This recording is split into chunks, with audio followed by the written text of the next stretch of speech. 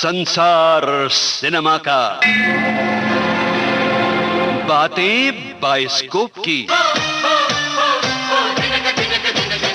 Bioscope की बातें।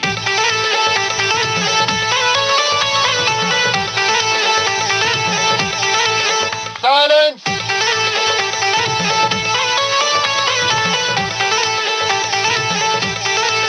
Action. आज बायोस्कोप की बातें कई रिकॉर्ड बनाने वाली एक फिल्म को लेकर। इस फिल्म ने पहला काम तो ये किया था कि एक विलन को हमेशा के लिए हीरो बना दिया। दूसरे, एक लेखक को सुपरहिट फिल्मों का निर्देशक बना दिया।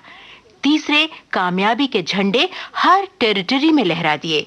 वैसे जो विशेषताएं मैंने बताई हैं, हो सकता है ऐसे कमाल किसी और फिल्म ने भी किए हों, लेकिन मेरा इशारा है एन.एन.सिप्पी की फिल्म कालीचरण की तरफ।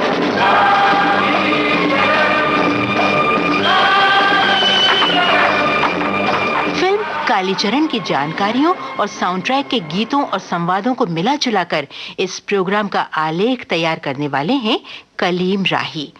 और कलीम राही साहब के लिखे हुए को प्रोग्राम की शक्ल देने वाले हैं प्रोड्यूसर लोकेंद्र शर्मा। और प्रोग्राम बायोस्कोप की बातें में फिल्म कालीचरण की बातें आप तक पहुंचे, इस काम के लिए मददगार हैं PKA नायर। तो आइए प्रोग्राम की इन जानकारियों के बाद आप सुने फिल्म कालीचरण की बातें, यानी बायोस्कोप की बातें।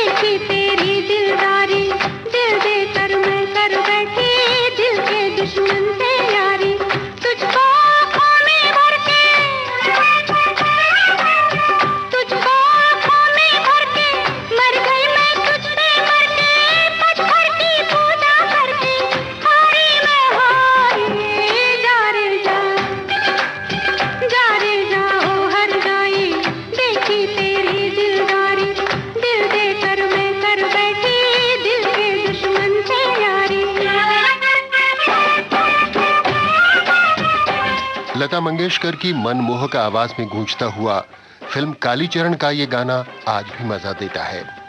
फिल्म कालीचरण निर्माता एन.एन.सिप्पी ने पृथ्वी पिक्चर्स के परचम तले सन 1976 में बनाई थी, लेकिन उन्होंने फिल्म निर्माण का काम शुरू किया था सन 1964 में।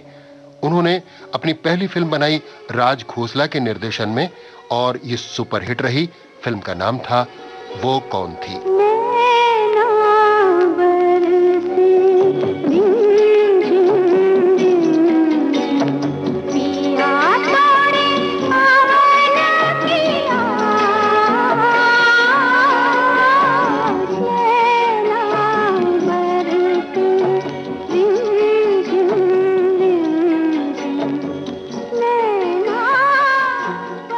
वो कौन थी की जबरदस्त कामयाबी के बाद एन.एन.सिप्पी ने सन 1965 में राजा नवाथे को निर्देशन सौंपा और दूसरी सुपरहिट फिल्म बनाई गुमनाम।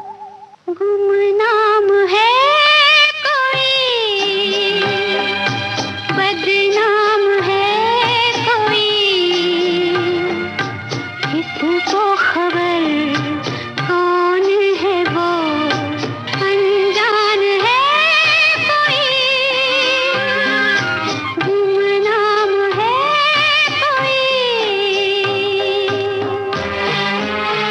वो कौन थी और गुमनाम, इन दोनों फिल्मों की जबरदस्त कामयाबी ने फिल्म निर्माण के मैदान में निर्माता एन.एन.सिप्पी के कदम मजबूती से जमा दिए और उन्होंने कई अच्छी और कामयाब फिल्में बनाई। इनमें शतरंज, पारस, चोर मचाए शोर, फकीरा, घर, देवता, सरगम, गजब और मेरी जंग के नाम काबिले जिक्र हैं। फिल्म कालीचरण से पहले शत्रुघ्न सिन्हा फिल्मों के जाने माने खलनायक थे और उनकी ड्रामाई अदाकारी और डायलॉग बोलने का अंदाज फिल्म देखने वालों को इतना पसंद था कि जब वो पर्दे पर आते तो सिनेमा हॉल तालियों से गूंज उठता।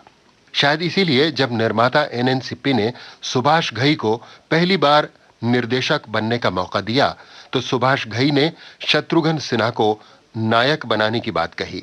सुनकर पहले तो एनएन सिप्पी चौंके, लेकिन जब सुभाष घई ने उजड्ड, गंवार और रफ टफ कालीचरण का किरदार उनको समझाया तो सिप्पी साहब राजी हो गए और यूं शत्रुघ्न सिन्हा खलनायक से फिल्म कालीचरण के नायक बन गए।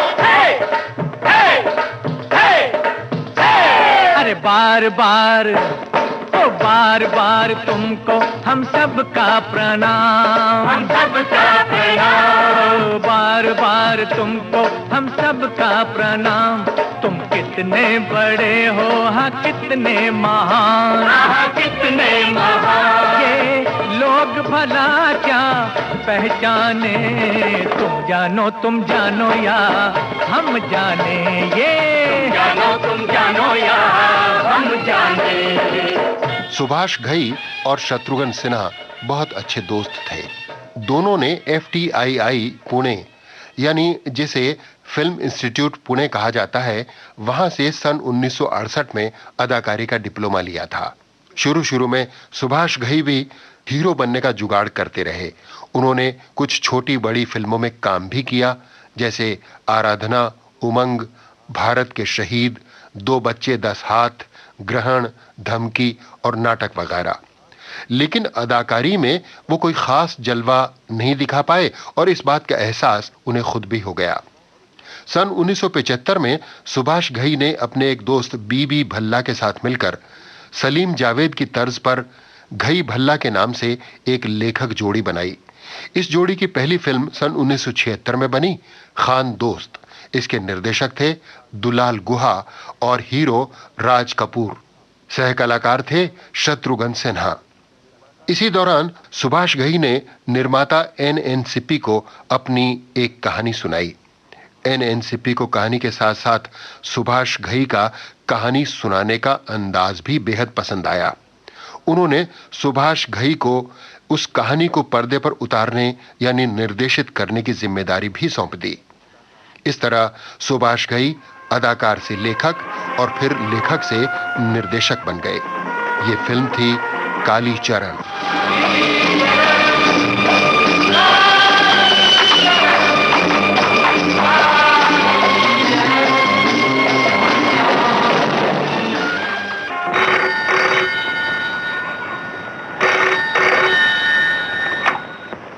बोलो अवतार।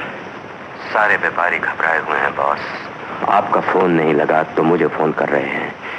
कह रहे हैं कि लाइन कहीं कहने पर हम सब ने बाजार का सारा गेहूं खरीद कर गोदामों में भर लिया है और फंस गए हैं। सरकार तो उन बनिया से कह दो कि आज ये गेहूं नहीं, सोना है। अगर खरीद लिया है तो आराम से सो जाए और हमको भी सोने दे। और फिर जमाखोर सेठों के बॉस लायन ने देश के लिए अनाज लाने वाले पानी के जहाज को बीच समंदर में जबरदस्त बारूदी धमाके के साथ उड़ाकर टुकड़े टुकड़े कर दिया।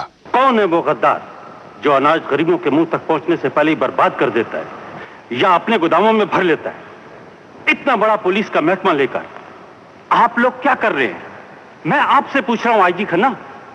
मैं यकीन के साथ कह सकता हूं सर कि बहुत जल्द ही ये गिरोह हमारी हिरासत में होगा। मैंने उस ऑफिसर को फिर से यहां बुला लिया है जिसके नाम से मुजरिम थर्राते हैं, जिसका नाम है प्रभाकर श्रीवास्तवा। डीएसपी प्रभाकर श्रीवास्तव ने शहर में आते ही तहलका मचा दिया। अपराधियों में भगदड़ मच गई और एक दिन प्रभाकर ने अनाज से भरे एक ट्रक के साथ साथ उसके ड्राइवर रघु को भी पकड़ लिया। एक बार फिर पूछने आया हूं, जिसका ट्रक तुम चला रहे थे उसके मालिक का नाम क्या है? मुझे कुछ नहीं मालूम सर। नहीं सर, नहीं सर, प्लीज सर, नहीं सर। उस ट्रक का मालिक कौन? आप 1000 बार मुझे यूं ही मारते रहेंगे सर और मैं 1000 बार यही कहूंगा, मुझे कुछ नहीं मालूम सर। सर मुझे कुछ नहीं मालूम। तुम्हें अच्छी तरह मालूम है और तुम बताओगे कौन है तुम्हारा असली बॉस। कौन है वो जो मुल्क के साथ गद्दारी कर रहा है? किसके लिए काम करते हो तुम? बोलो सर, और मत मारिए मुझे, मार नहीं सह सकता, मैं मर जाऊंगा सर। रखो, जब तक तू अपने असली बॉस का नाम नहीं बता देगा मैं तुझे मरने नहीं दूंगा।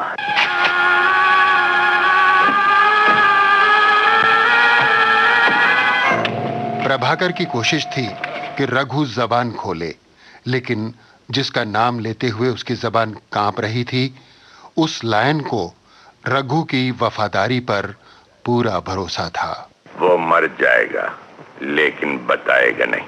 हाँ बॉस, मर तो वो जरूर जाएगा, चाहे वो बताए या ना बताए। होना तो ये चाहिए कि वो बताए नहीं, चाहे वो जिए या मरे। उस प्रभाकर को आप जानते नहीं, पूरा भेड़िया है कमबख्त। माना आईजी आपके पुराने दोस्त हैं, पर प्रभाकर भी तो उनका खास आदमी है। जब से वो आया है जीना हराम हो गया है हमारा। साले को सिवाय फर्ज के और कुछ सूझता ही नहीं। कहां वो शिकारी कुत्ता और कहां हमारा रघु। सोचिए बॉस, कच्चा है उसके आगे, सोचिए। लेकिन इससे पहले कि बॉस लायन कुछ सोचे कुछ करे, रघु ने डीएसपी प्रभाकर के सामने जबान खोल दी। लायन, लायन है उसका नाम। झूठ बोलते हो, भागते हो तुम। शहर के इतने बड़े बाइज्जत आदमी के ऊपर कीचड़ उछालते हो, तुम्हें शर्म नहीं आती? लायन यानी दीन दयाल, जानते हो तुम?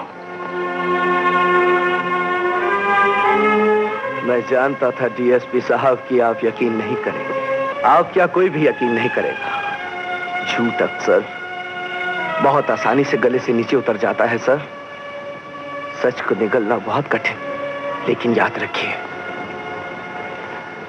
अब मैं बचूंगा नहीं। रघु का कहा सच साबित हुआ। रघु हवालात में बैठा हुआ खाना खा रहा था। निवाला उसके हाथ में था कि तभी रोशनदान से गोली चली, रघु मारा गया। डीएसपी प्रभाकर गुस्से में दनदनाते हुए सेठ दीनदयाल के बंगले पर जा पहुंचा। तुम्हें गलतफहमी हुई है प्रभाकर। मैं भला ऐसे देशद्रोही गिरोह के बारे में क्या जानकारी रख सकता हूं? मैं तो खुद गरीबों का, जनता का हमदर्द हूं, उनके दुश्मनों का भी दुश्मन हूं। हर चीज का दुश्मन है आप। दोस्ती के नकाब में छुपे हुए सबसे खतरनाक दुश्मन। इस बात की समझ मुझे उस वक्त आई जब आपने रघु को जान से मरवा दिया। क्या तुम्हें मेरे हाथों पर खून लगा नजर आता है? मुझे आपके हाथों पर नहीं बल्कि आपके मुंह पर खून लगा नजर आता है सेठ दीनदयाल। मैं तुम्हारा अंकल हूं बेटे। हो नहीं थे। ये मत समझिए कि एक रघु के मर जाने से आपके खिलाफ सारी गवाहियां जाती रहीं। मैं जमीन आसमान एक करके भी आपके खिलाफ सारे सबूत इकट्ठा करूंगा और तब आपसे बात करूंगा। डीएसपी प्रभाकर जाने ही लगा था कि सेठ दीनदयाल ने स्टैंड पर रखा हुआ कांच का मछली घर फर्श पर गिरा दिया। पानी के बिना मछलियां कैसे तड़प रही हैं? क्या ठीक उसी तरह से जिस तरह से देश के लाखों करोड़ों बच्चे अनाज के बिना भूख से तड़प रहे हैं। और ये नीच काम करना आप बहुत अच्छी तरह जानते हैं। लेकिन ये मत भूलिएगा सेठ दीनदयाल, जिस दिन देश का भूखा बचपन जवानी पर आएगा उस दिन दिल में एक बदले की भावना होगी जो आप जैसे सेठों के पेट को फाड़ कर चिल्ला चिल्ला कर कहेंगे, फाड़ दो ऐसे भेड़ियों को, चीर दो ऐसे गद्दारों को। और तब शायद सरकार तो क्या, भगवान भी आपकी मदद नहीं कर सकेगी।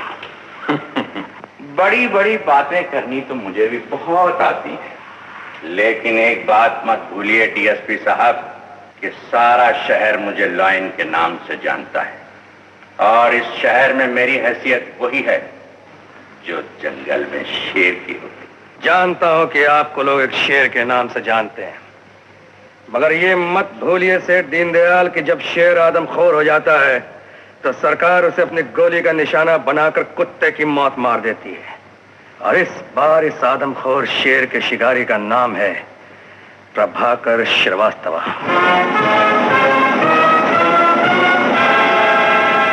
लेकिन इससे पहले कि डीएसपी प्रभाकर आदमखोर शेर का शिकार करता, आदमखोर शेर ने शिकारी पर हमला कर दिया। प्रभाकर अपनी मोटरसाइकिल पर लौट रहा था कि अचानक दो बड़े बड़े ट्रकों ने उसे आगे और पीछे से घेर लिया और बेदर्दी से कुचल डाला। Doctor, I am sorry sir, who you meeting? Don't be pessimistic, doctor. Don't talk like this. आपको उसे बचाना होगा, किसी हालत में, किसी कीमत पर आपको उसे बचाना होगा डॉक्टर। आइए साहब, हमसे जो कुछ भी हो सका हम सब कुछ कर चुके। अब तो भगवान ही कोई करिश्मा करे तो करे। भगवान जरूर करिश्मा करेगा डॉक्टर, भगवान जरूर करिश्मा करेगा। मुझे मेरा ऑफिसर प्रभाकर चाहिए डॉक्टर, उसके बच्चों को उनका बाप चाहिए डॉक्टर, और इस देश में अपना बेटा प्रभाकर चाहिए doctor. You must save him at any cost doctor. फिर वाकई पल भर के लिए जैसे करिश्मा हो गया। प्रभाकर को होश आया। उसने बेचैनी में कुछ बोलना चाहा, लेकिन बोल नहीं पाया। किसी तरह हिम्मत जुटाकर उसने मेज पर रखे चार्ट पर अंग्रेजी में लिखा LION, और फिर उसकी हिम्मत और सांस दोनों टूट गए। इतने में बाहर आईजी खन्ना का दोस्त जेलर डेविड आ गया। नर्स कमरे में लौटी तो प्रभाकर का शरीर पलंग पर बेजान पड़ा था। आईजी खन्ना ने प्रभाकर के मृत शरीर को देखा तो जैसे तड़प उठे। वो देखो डेविड, चला गया देश का बेटा, शहीद हो गया मेरा प्रभाकर। कंट्रोल योरसेल्फ खन्ना, आओ मेरे साथ। ये तुम्हारा प्रभाकर नहीं हो सकता। What nonsense you're talking, David, यही मेरा प्रभाकर है। नो खन्ना। प्रभाकर का चेहरा देखकर डेविड को विश्वास नहीं हुआ कि जिसे वो देख रहा है वो सचमुच प्रभाकर है। अपने यकीन को पुख्ता करने के लिए डेविड ने दिल्ली सेंट्रल जेल के जेलर को फोन किया। Hello, Delhi central jail, jailer Rahman, मैं डेविड बोल रहा हूं। नंबर 511 कहां है? क्या कहा? वही है? नहीं, ये कैसे हो सकता? फिर से देखो। जी, सामने दिख रहा है, पक्की बात है। अच्छा। जेलर डेविड ने आईजी खन्ना को बताया कि दिल्ली सेंट्रल जेल का कैदी नंबर 511 हूबहू प्रभाकर का हमशक्ल है। आईजी खन्ना ने यह सुना तो उनके जहन में एक योजना घुमड़ने लगी।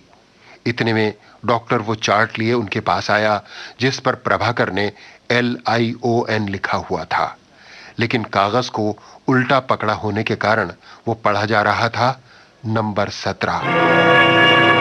Number 17, number 17। क्या मतलब? जरा देखो। ठीक है डेविड, नंबर 17। नंबर 17 का ताल्लुक उस गैंग से है जिसने प्रभाकर श्रीवास्तव को मारा है। ये नंबर 17 क्या हो सकता है? हो सकता है मकान नंबर, गली नंबर, कार नंबर, कैदी नंबर। कैदी number. Roy. Yes sir. Prabhakar Srivastava मरा नहीं, बंदा यू अंडरस्टैंड? ये आप क्या कह रहे हैं सर? तो मैं बोल रहा हूँ, ठीक कर रहा हूँ कि प्रभाकर श्रीवास्तव इम्प्रूव कर रहा है, दिन ब दिन ठीक हो रहा है। ये बात, ये खबर हर अखबार, हर रिपोर्ट में छापेंगे। You get my point? But sir, I mean what I'm saying. This is my order and now move fast. Okay sir. David, अगर प्रभाकर को भगवान ने वापस बुला लिया है तो तुम्हें भी भगवान ने भी इसी वक्त मेरे पास भेजा है। कल सुबह की पहली फ्लाइट से हम दोनों दिल्ली जा रहे हैं। जेलर डेविड आईजी खन्ना को मना करते रह गए, लेकिन धुन के पक्के आईजी खन्ना अनसुनी करके जेलर डेविड के साथ दिल्ली सेंट्रल जेल पहुंच गए। जिस समय आईजी खन्ना सेंट्रल जेल में दाखिल हुए, वहां एक हंगामा हो रहा था।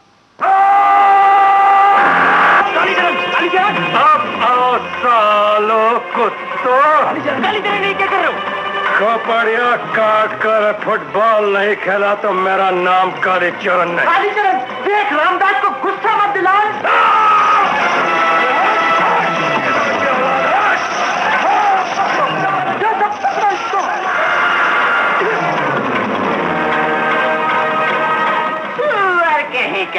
साला पकड़े ना, पकड़ा इसका।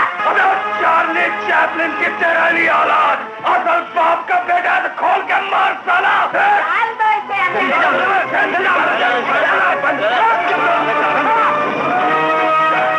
यही था कालीचरण, वो किरदार जिसको निभाने के लिए निर्देशक सुभाष घई ने शत्रुघ्न सिन्हा को खलनायक से नायक बनाया था। घई भल्ला की कहानी पर बनाई गई इस फिल्म की पटकथा जाने माने लेखक राम केलकर ने लिखी थी और संवाद लिखे थे मशहूर लेखक जैनेन्द्र जैन ने।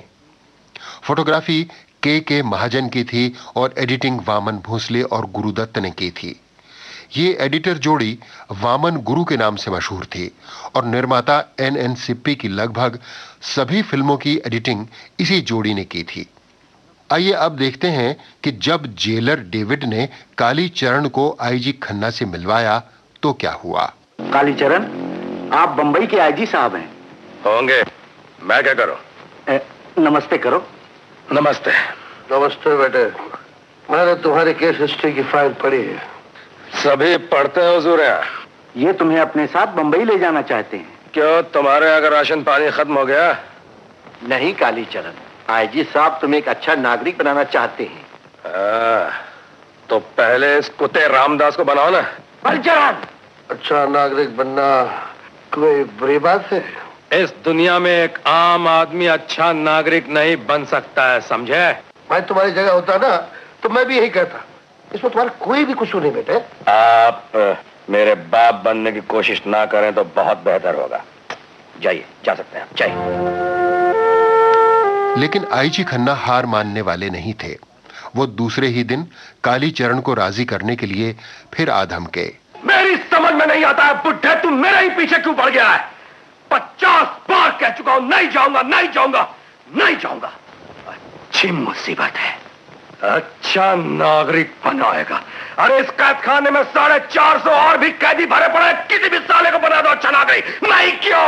अगर मैं किसी और को ले गया और वहां से भाग गया तो मैं कितनी मुश्किल में पड़ जाऊंगा। मैं समझ गया क्या कि आप बात ठीक कर रहे हैं। मैं आपके साथ चलूंगा। I'm so happy। अब तुम देखो मैं तुम्हारे लिए क्या से क्या करूंगा। तुम्हें आम आदमी से महान आदमी बना दूंगा, महान। सुन लिया, सुन लिया।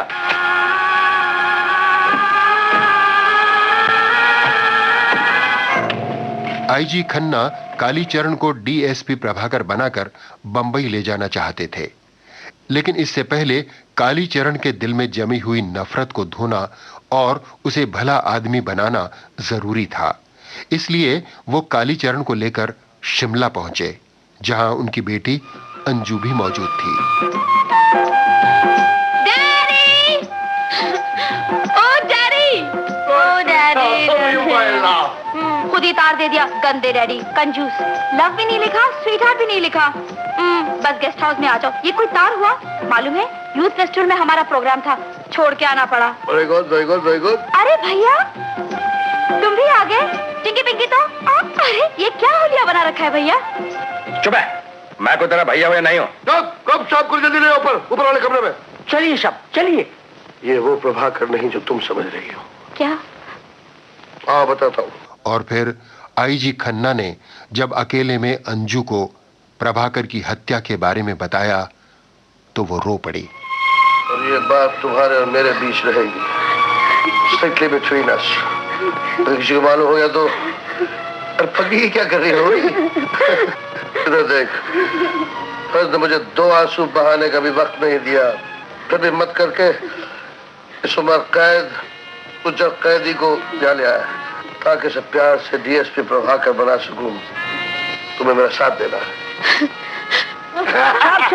आप छोटे साहब ने तो आपके साथ में आया था, वो भाग गया। कालीचरण भागकर सड़क पर आ गया। सामने से एक बस आ रही थी और बस में सवार थीं ढेर सारी लड़कियां।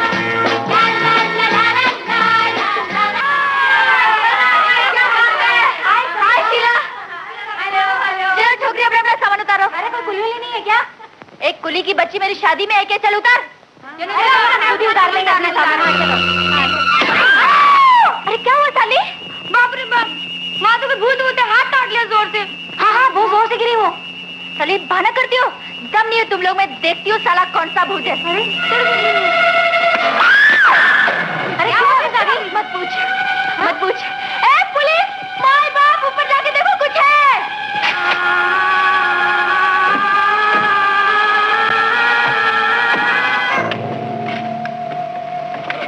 तो कुछ नहीं है मेम साहब। अरे अच्छी तरह देखो। देख लिया मेम साहब, यहाँ कुछ नहीं है। देख लिया ना, खाम खा डर रही थी। मैंने कहा था ना कुछ नहीं। चलो सामान उतारो। शिमला के यूथ फेस्टिवल में आई लड़कियों की इस बस की छत पर जिसे देखकर सपना यानी रीना रॉय चीख पड़ी थी, वो कोई भूत नहीं, कालीचरण था। ये कालीचरण मौका पाते ही वहां से गायब हो गया और टेंट में जा घुसा। सपना अपने टेंट में पहुंची तो उसने देखा कि उसके बिस्तर में कोई मुंह ढांपकर सोया हुआ है।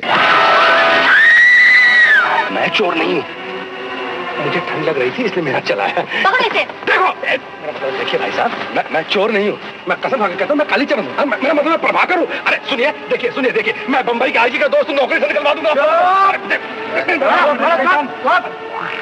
आईजी का दोस्त नहीं तो क्या अपने बाप का दोस्त हूँ मैं।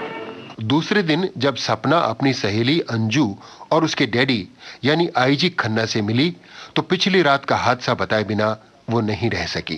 अंकल, हमारे यूथ फेस्टिवल में सिर्फ स्टेज पर ही नहीं, जिंदगी में भी ड्रामे हो रहे हैं। आप तो बॉम्बे के माने हुए आईजी हैं, कई चोर और डाकू पकड़े हैं आपने। कुछ नहीं किया अंकल जो इस लड़की ने किया। कल रात बड़ा मजा है अंजू। एक भयानक काला कलूटा चोर मेरे टेंट में घुसा है, मेरे बिस्तर में छुपा हुआ था। फिर मेरा नाम भी तो सपना है।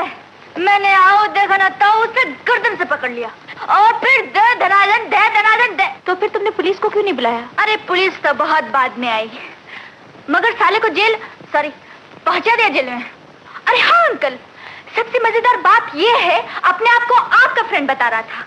मैंने एक रख के दिया, मैंने कहा फेंकता है, डर गया, इतना घबरा गया कि घबराहट में अपना नाम भी नहीं बता सका। कभी कहता था प्रभाकर, कभी कहता था कालीचरण। कहाँ है वो? तो फिर पुलिस स्टेशन भेज दिया। Bloody fool! IG Khanna Kalicharan को हवालात से छुड़ा लाए और सपना से उसकी मुलाकात करवाई। ये सपना है, ये भी अपनी बेटी की तरह है। मैं क्या करूं? आ जाती है साली कहां से। अंकल, ये प्रभाकर डीएसपी है, शक्ल से तो कोई डाकू लगते हैं। वो एक्सीडेंट हो गया था ना, दिमाग पे काफी चोट लगी है। हाँ मुझे अंजू ने बताया, बेचारा, हाउ सैड। ओके। ओह, असली बात बताना तो मैं भूल ही गई। तो क्या? आज शाम हमारे कैंप में मेरा आइटम है, आप जरूर आएंगे। नहीं, अंजू बेटी आएगी ना। नो, आपको भी आना पड़ेगा और प्रभाकर साहब को भी लेते आइए, शायद हमारे संगीत में कोई जादू हो। संगीत की बात चली है तो हम आपको ये भी बता दें कि कालीचरण का संगीत कल्याण जी आनंद जी ने दिया था। 2 गाने राजकवि इंद्रजीत सिंह तुलसी ने लिखे थे और 2 लिखे थे रविंद्र जैन ने। तो आइए देखते हैं सपना का डांस आइटम।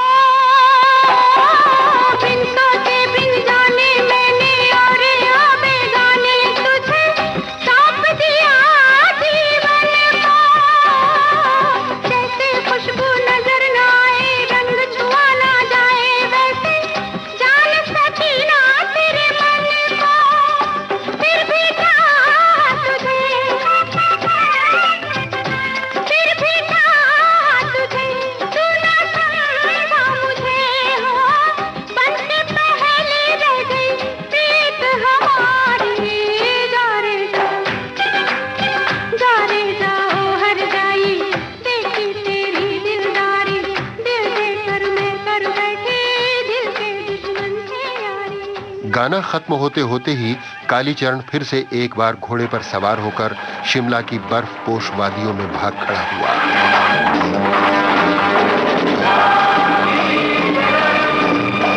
आईजी खन्ना ने जीप में उसका पीछा किया और एक बार उसे फिर पकड़ लिया।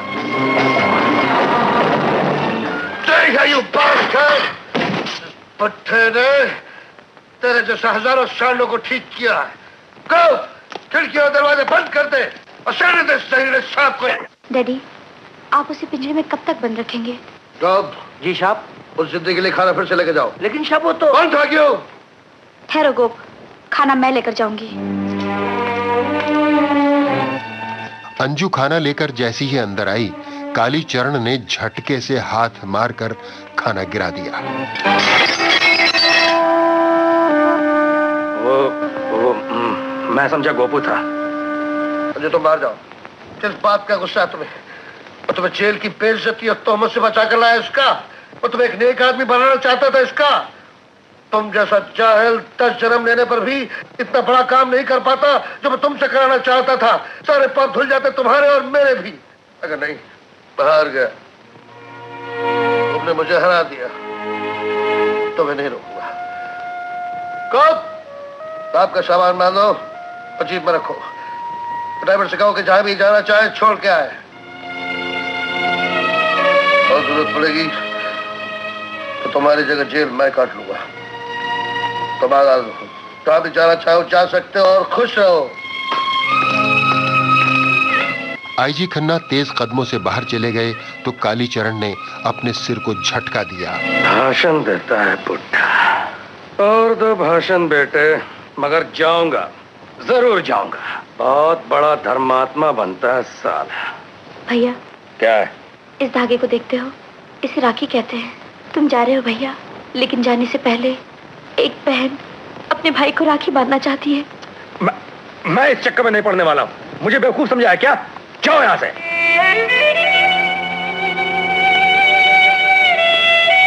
अच्छी बात है भैया, तुम जहां भी रहो खुश रहो।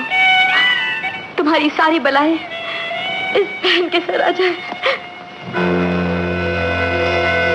ठहरो, ये लो, बांध दो। कालीचरण ने अपना हाथ आगे कर दिया तो उस पर राखी बांधते हुए अंजू बोली, मेरी भी क्या किस्मत है। एक भाई को राखी बांधनी थी तो वो दुनिया छोड़कर चला गया, और अब दूसरों को बांध रही हूँ तो वो घर छोड़कर जा रहा है। हाँ मैं जा रहा हूँ।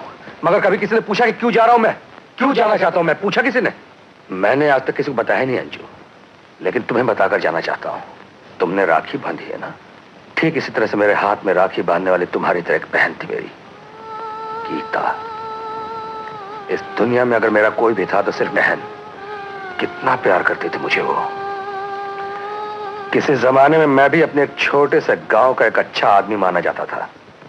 बंदूकें और बारूद बनाने वाली फैक्ट्री में 300 रुपए महीने का मामूली मजदूर था मैं। लेकिन एक बहुत बड़ा शौक था मुझे, बंदूक का निशाना लगाना। कालीचरण ने आगे बताया कि इस शौक ने उसे वाहवाही और चांदी की ट्रॉफियों के अलावा और कुछ नहीं दिया। जब भी फैक्ट्री से वापस लौटता, गीता को अपने सपनों में खोया हुआ पाता, लेकिन उसके ससुराल वालों की बड़े दहेज की मांग थी और मेरे पास तो एक फूटी कौड़ी भी न थी। एक शाम जब मैं घर लौटा तो देखा मेरी ही फैक्ट्री के कुछ लोग शेट्टी और उसके साथी मेरा इंतजार कर रहे थे। शेट्टी बोला कि सेठ धर्मचंद उसे 20,000 रुपए देगा अगर वो अपनी निशानेबाजी का कमाल दिखाकर उसकी अपाहिज पत्नी का खून कर दे। वो मुस्कुराया, कहने लगा ठीक है, तुम्हारी मर्जी, पछताओगे। इसके बाद जब एक दिन वो अपने घर पहुंचा तो उसका सब कुछ लुट चुका था। गीता की इज्जत लुट चुकी थी, काली चरण खत्म हो चुका था।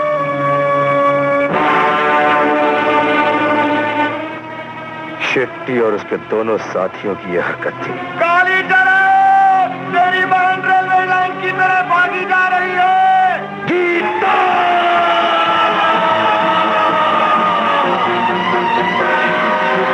मैंने शेट्टी के साथियों का खून कर दिया, लेकिन शेट्टी गांव से भाग चुका था और उसके बाद मुझे सिर्फ एक ही आदमी की तलाश है, शेट्टी। नहीं भैया नहीं। जब तक उसके खून से अपने माथे पर तिलक नहीं लगा लूंगा तब तक चैन की सांस नहीं लूंगा। दुनिया की कोई ताकत मुझे नहीं रोक सकती है। मेरी बची हुई जिंदगी का अब सिर्फ एक ही मकसद रह गया है, शेट्टी। क्या उसका खून करके तुम्हारी जिंदगी का मकसद पूरा हो जाएगा? क्या तुम्हें तुम्हारी गीता वापस मिल सकती है? ना भैया ना, कुछ हासिल नहीं होगा।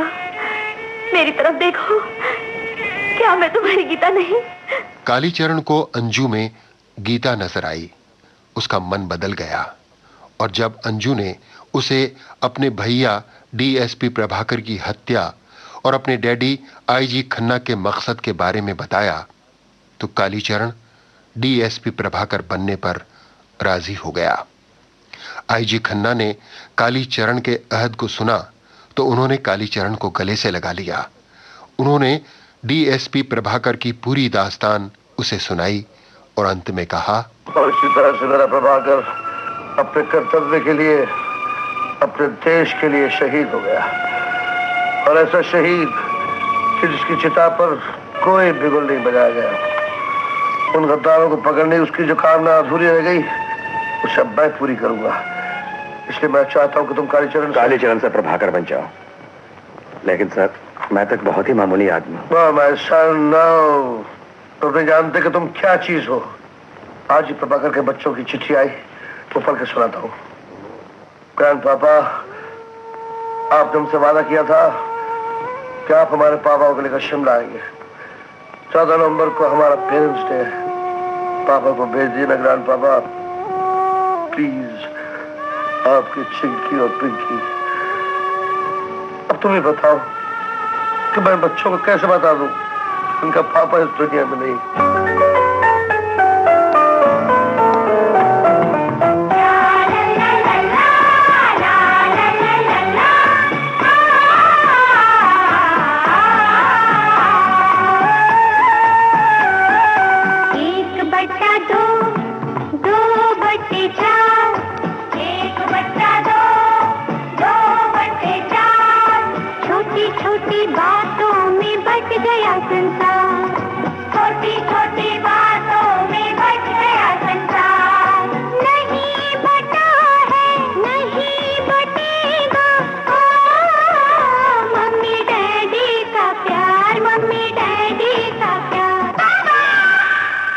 बताओ बेटे, दुनिया में ऐसी कौन सी चीज है जो इनके आंसू पहुंच सके? वो अपने पापा से इतना प्यार। मासूम बच्चों के प्यार की कसम आईजी साहब, अब मैं देख लूंगा कौन है नंबर 17। डीएसपी प्रभाकर की जगह संभालते ही कालीचरण ने हंगामा कर दिया। जिस पर जरा सा भी शक हुआ उसे पकड़कर हवालात में बंद कर दिया। जाहिर है इनमें कई भले घर के बेकसूर लोग भी थे। आईजी खन्ना इस गैर जिम्मेदार हरकत को भला कैसे बर्दाश्त करते? Good morning sir. सब श्योर कैसा है सर? पिछले 2-3 दिनों में प्रभाकर साहब ने 20-25 लोगों को हिरासत में ले लिया है। प्रभाकर ने? किस जुर्म में? जी, 17 नंबर के बिना पर। 17? किसी का फ्लैट नंबर 17 है, किसी का गाड़ी नंबर 17 है, और एक आदमी तो ऐसा भी है सर जो 17 बच्चों का बाप है। इंस्पेक्टर शर्मा, ऐसा करो, सबको रिहा कर दो, इनसे माफी मांगो। प्रभाकर कहाँ है? जी, वो आपके कैबिन में है। तो ये गुल खिलाना शरीफ आदमियों को पकड़ पकड़ कर हवालात में बंद करे। शरीफ? यही तो धोखा खा रहे हैं आप आईजी साहब। जो लोग शरीफ दिखते हैं अक्सर बड़े बदमाश होते हैं, जैसे कि ये लोग। और एक राज की बात भी है। क्या राज है वो? ये अपना हवलदार किशन है ना, मोटू, इसका भी नंबर 17 है। खन्ना साहब से उलझकर कालीचरण घर पहुंचा तो उसका सामना हो गया सपना से। कालीचरण? मैं कालीचरण नहीं हूं। तुम नाम बदल सकते हो, खुद को नहीं। मैंने सारा कुछ सुन लिया है। इन बच्चों के लिए, इन सब के लिए तुम इतना? ये एक नाटक है। लेकिन हकीकत से सुंदर। ये झूठ है। लेकिन सच से भी बड़ा। मैं एक मामूली आदमी हूँ, लेकिन लाखों से महान। हाँ कालीचरण, तुम? मैं तुम्हारी इज्जत करता हूँ। मैं तुमसे प्यार करती हूँ। सपना का प्यार पाकर कालीचरण के हौसले और भी बुलंद हो गए और वो जंगू बस्ती में जा पहुंचा।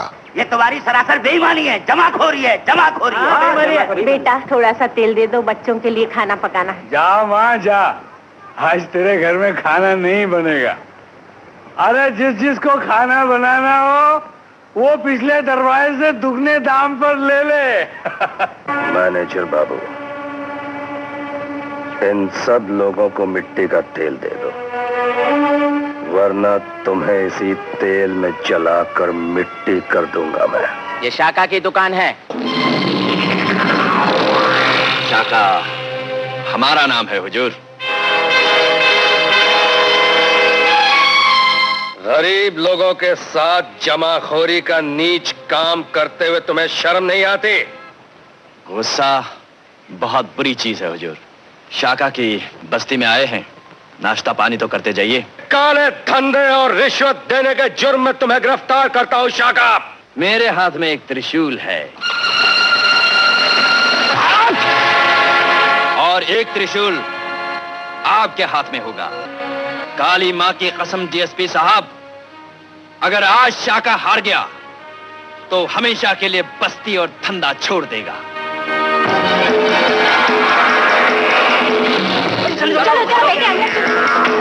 शाका की ये विशेष भूमिका डैनी डेंगजोप्पा ने निभाई थी। एक लंगड़े काली भक्त का किरदार था ये, जिसे बैसाखी के बिना अपने एक पांव पर खड़े होकर त्रिशूल से लड़ना था। फिल्म के फाइट कंपोजर शेट्टी ने डैनी और शत्रुघ्न सिन्हा को लड़ाई के इन दृश्यों के खातिर खास ट्रेनिंग दिलवाई थी। ये फाइट सीन्स दर्शकों को आज भी बखूबी याद हैं। उठ शाका, उठ जा।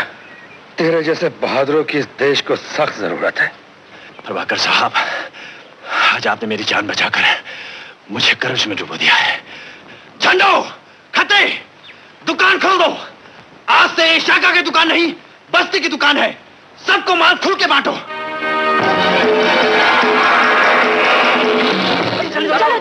अब देखते हैं कि शाका की हार और कालीचरण से उसकी दोस्ती हो जाने के बाद लायन दीनदयाल ने डीएसपी प्रभाकर के खिलाफ क्या षड्यंत्र रचा। अब हम अपने आदमियों को और ज्यादा खतरे में डालना नहीं चाहते, इसलिए हमने दक्षिण भारत से एक निहायती खूंखार और शिकारी कुत्ता मंगवाया है। मैं समझा नहीं बॉस। हमने जागीर सिंह को बॉम्बे बुलवाया है। जागीर सिंह?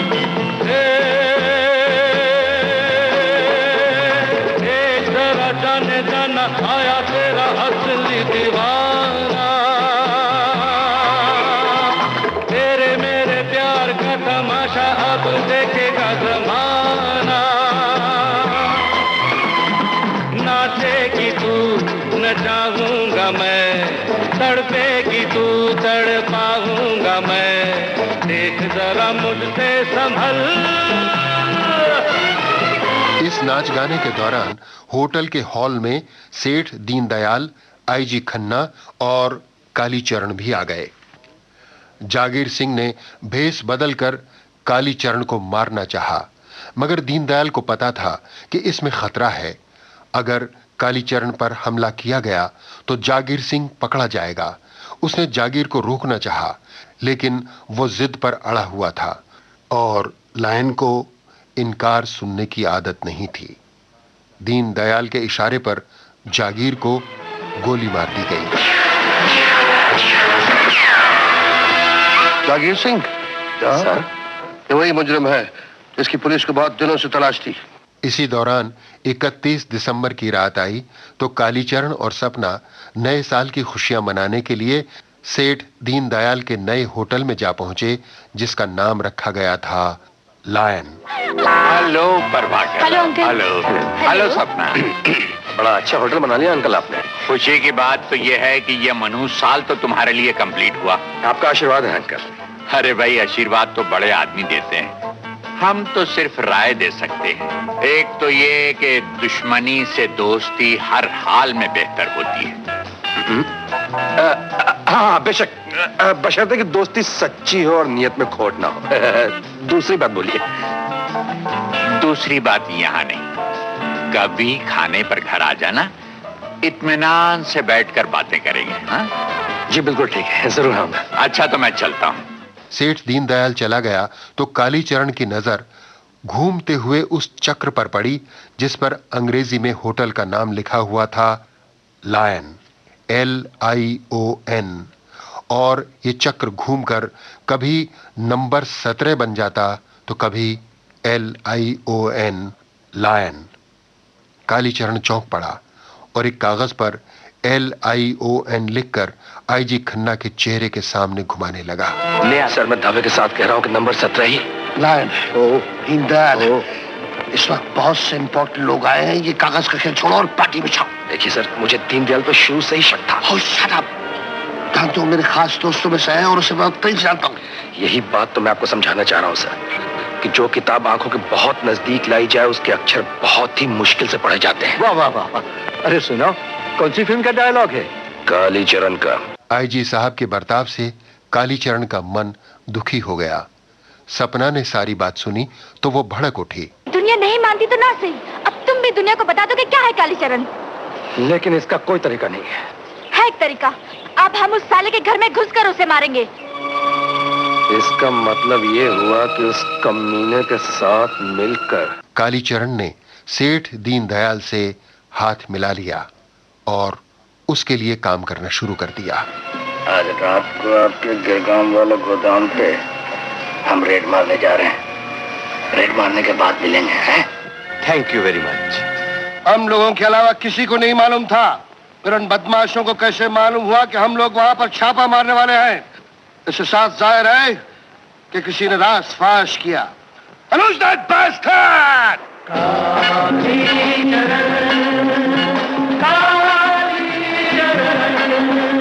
पूरे 1,40,000 हैं। जी गिनने की क्या जरूरत है? आज के जमाने में तो बेईमानी ही एक ऐसा धंधा रह गया है जो पूरी ईमानदारी के साथ किया जाता है।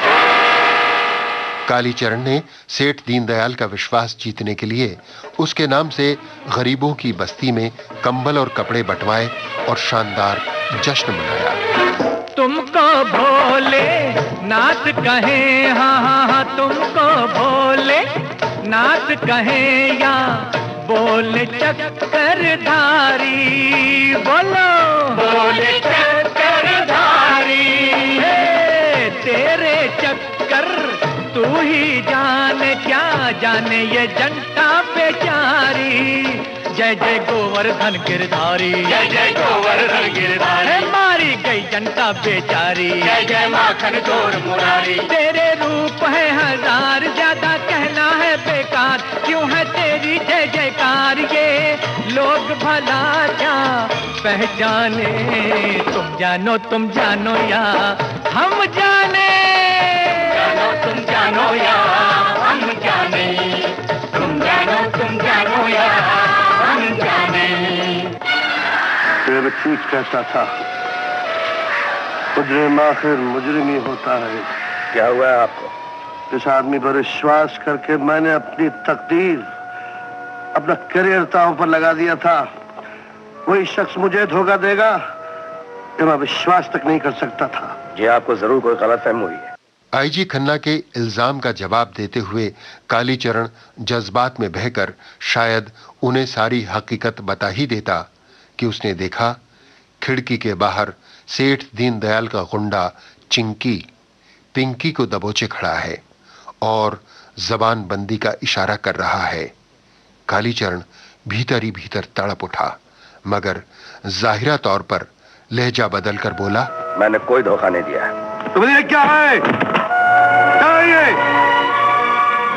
एक प्रभाकर वो था जो अपने फर्ज के लिए अपनी जान दे सकता था, और एक प्रभाकर ये है जो कागज के चंद टुकड़ों के लिए अपना फर्ज, अपना ईमान, अपनी आत्महत्या को बेचना चाहता है। कल को मुझे बेच देगा, अपने बाल बच्चों को बेच देगा, अपनी बहन को बेच देगा। तुम्हारा दिमाग खराब हो गया है। तुमने मुझे जिस मौत मारा है उसका भुगतान तुम्हें करना होगा, और मैं तुम्हें गिरफ्तार करता हूँ। मेरे बंगले से मोटरसाइकिल पर भागा है, उसे फौरन गिरफ्तार करो। What's it? This is my order.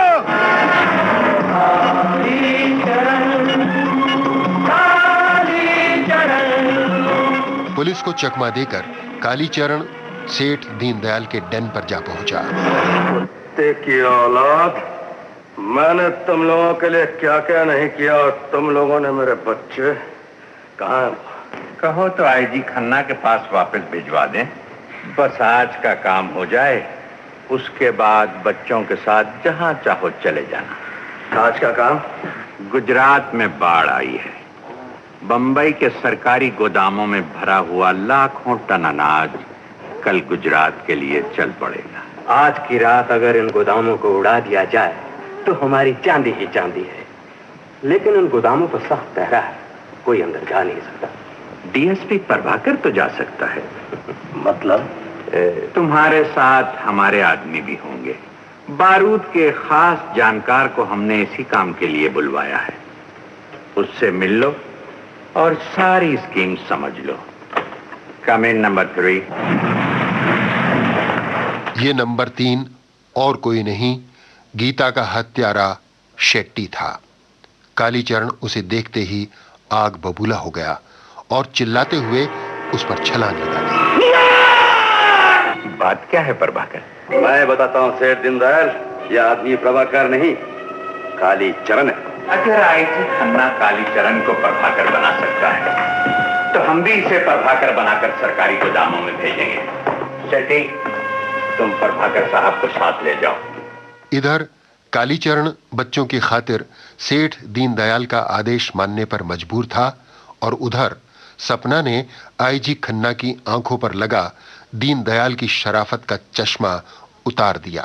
क्या हक है आपको एक इंसान को गलत समझकर इस तरह धुतकार देने का, क्योंकि वो एक आम मामूली अनपढ़ आदमी है? पर उससे महान तो आप भी नहीं आईजी साहब। याद रखिए, अगर आज कालीचरण को कुछ हो गया तो आज के बाद कोई कालीचरण प्रभाकर बनने की कोशिश नहीं करेगा। बचा लीजिए।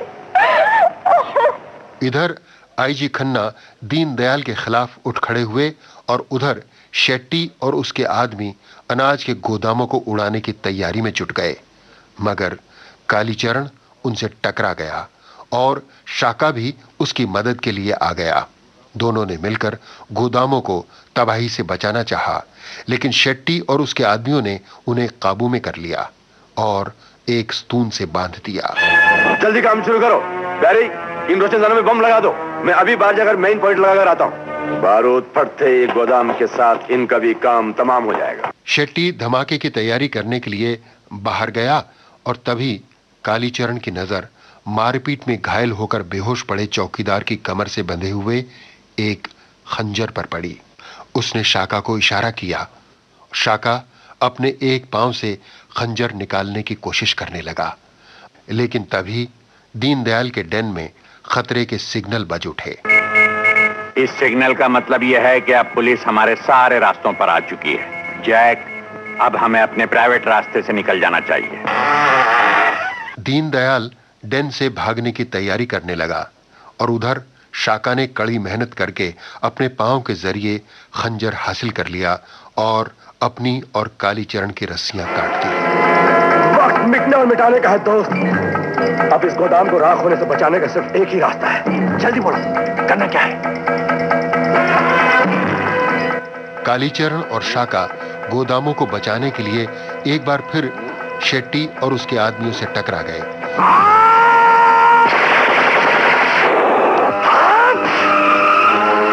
इस जंग में शाका मारा गया और शेट्टी गुड्स ट्रेन के नीचे आकर टुकड़े टुकड़े हो गया। उधर दीनदयाल निकल भागने की तैयारी में था कि आईजी खन्ना ने उसका रास्ता रोक लिया। जिंदगी कितनी प्यारी होती है दीनदयाल, लेकिन तुम्हें याद होगा कि एक दिन मैंने अपने बाप की कसम खाई थी कि प्रभाकर की मौत का बदला मैं लूंगा। आईजी खन्ना और दीनदयाल एक दूसरे से भिड़ गए। पल भर को ऐसा लगा कि आईजी साहब दीनदयाल के हाथों मारे जाएंगे, लेकिन तभी अचानक पुलिस फोर्स की गोलियां चली और दीनदयाल बेदम होकर गिर पड़ा। अब मानता हूं, मुजरिम को प्यार और जिम्मेदारी दी जाए तो वो क्या नहीं कर सकता। ये तुमने साबित करके दिखाया खन्ना। अरे, तुम्हारी आंख में आंसू? हाँ डेविड, उस कमबख्त को मैंने जेल से रहा कराया है, उसे नौकरी दिलवा रहा हूं, लेकिन सच तो यह है कि इसने हमारे प्रभाकर को वापस लौटा दिया है, कालीचरण के रूप में।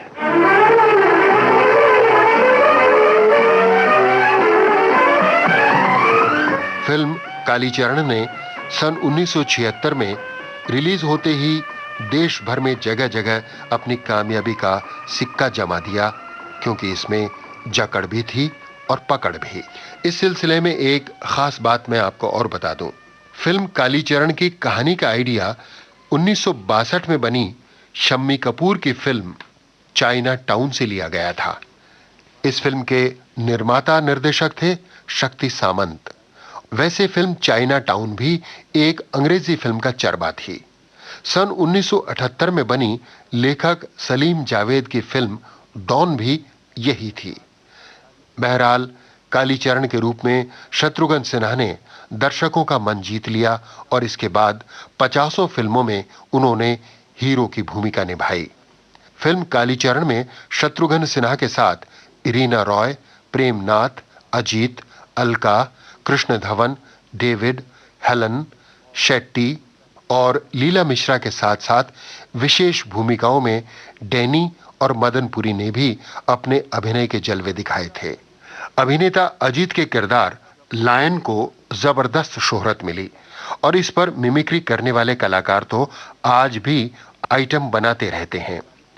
फिल्म कालीचरण में के महाजन की खूबसूरत फोटोग्राफी, राम केलकर की चुस्त पटकथा और जैनेंद्र जैन के जानदार संवाद भी बेहद पसंद किए गए थे। फिल्म कालीचरण से सुभाष घई ने निर्देशक के रूप में अवतार लिया और इसके बाद पीछे मुड़कर नहीं देखा।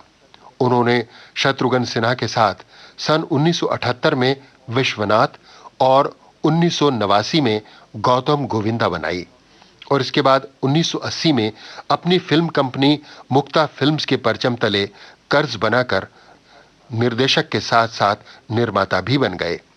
फिल्म कर्ज के बाद क्रोधी, विधाता और मेरी जंग का निर्देशन किया और फिर मुक्ता आर्ट्स के लिए हीरो, कर्मा, राम लखन, सौदागर, खलनायक, परदेस और ताल जैसी कामयाब फिल्में बनाकर ढेरों शोहरत और दौलत कमाई।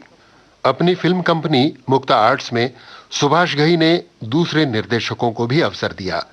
ये दूसरी बात है कि हिट डायरेक्टर मुकुल आनंद की फिल्म त्रिमूर्ति पिट गई और नए डायरेक्टर अनंत बलानी की फिल्म जॉगर्स पार्क ने तारीफें बटोरी। हाँ, इसे ट्रेजेडी ही कहना पड़ेगा कि ये दोनों निर्देशक चल बसे। जो भी हो, राज कपूर के बाद शोमैन का कमर्शियल खिताब पाने वाले दूसरे फिल्मकार माने जाते हैं सुभाष घई।